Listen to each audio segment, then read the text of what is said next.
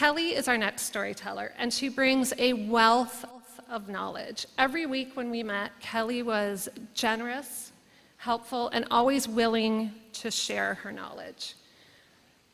She also shares in the most lively and engaging way.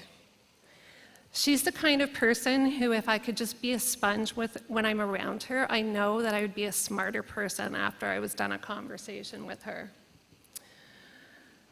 If you've ever felt like your life was falling apart and you had more bumps in the road than you can handle, then you are going to relate to Kelly's story. Let's welcome Kelly Flood to the stage and listen in as she shares a gift of dishes. Hi. I get to lead you to lunch.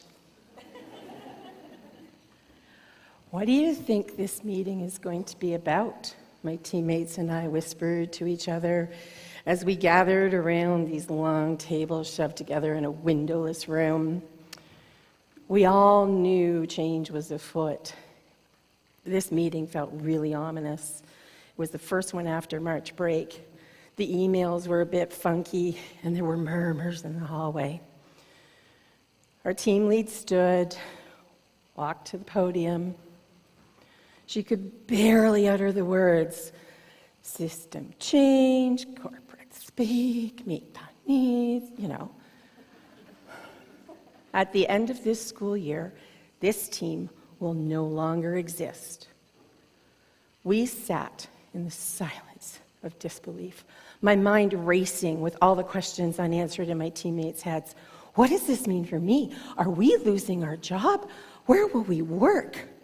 No one had any answers, just a growing pile of questions. I was 10 years into this speech-language pathology role. I shared my time between a regional autism team and a mentor to my colleague department, SLPs. I was in my jam. I was the expert everybody called on for communication strategies that worked. System change, all gone. Anger seethed. No, that's not, well, it did. But everything about how I work was changing in the fall. My work location, my teammates, my school zones, everything. So I was pretty angry. It was seething as I walked out of that windowless and now soulless room into the unknown. It's June. It's my son's and my birthday month, and I love to celebrate birthdays. It's also the month that our final team meeting is happening, and it's hosted at our team lead's house. It's a perfect summer day, not a cloud in the sky, hot sun. Official meeting out of the way, we're all gathered around the pool, and the social committee hands out these lovely awards, and I win the wordiest award. No surprise there. And then we're asked to share a few memories of our journey, and that's when it happens. One of my teammates starts to speak, and she is on the brink of sobbing, and a voice in rage inside of me screams, "No, you don't get to do this." I get up and I walk to the food table to distract myself because I'm afraid that voice is going to spew in the most unfriendly way all over my colleague. What they don't know in that moment is that my life was unraveling by the second.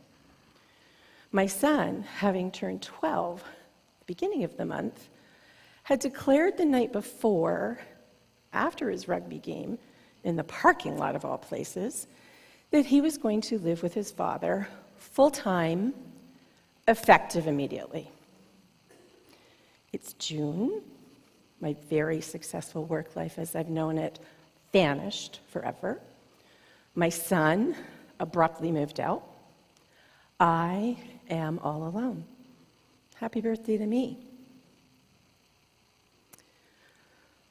Fall is playing a game of cat and mouse with winter as I stand in my office parking lot and I look up at this big tobogganing hill, and it's big. When you're at the top, you're like, oh, king of the castle up here. a few winters, yeah, right? A few winters previous? No. Oh yeah, that's the one I always forget. There's a, there's a little wooden walking bridge that crosses over the creek. It separates the bottom of that tobogganing hill from the office parking lot, marking the threshold from all business side to all fun and pleasure side. And a few winters previous, my son and I were on a direct collision course with that very creek. We lived not far from what is now my new office location, and this beautiful wintry day, we said, let's go tobogganing. So off we trudged with our super slider plastic carpet rides, all determined to have some fun. We get to the top of the hill, and he says to me, bet you can't get across that creek. I'm not one to back down from a dare. I am really not one to back down from one from my son. So we set up beside each other, and off we go. I bailed.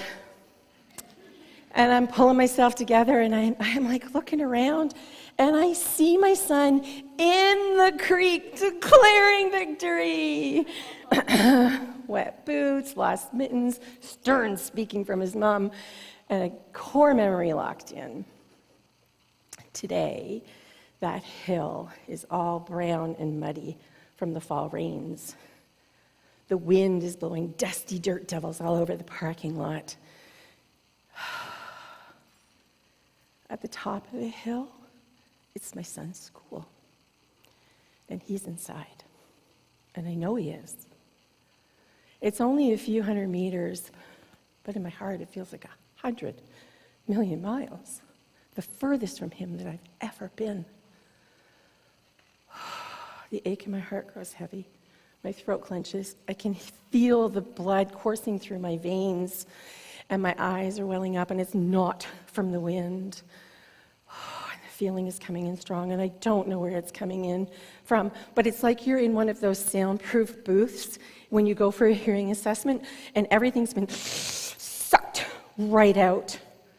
I am breaking. My soul is crumbling like a Jenga tower in a slow motion demolition. And suddenly, from that place in space inside, you know the one, I hear a familiar voice in a tone I have come to hate. Get it together, Kelly. You're at work. No one needs to see you like this. Like an automaton, I listen. I guess I was holding my breath. I let it out. I straighten my back. I walk towards the office doors as a gust of wind blows me inside and everyone looks up.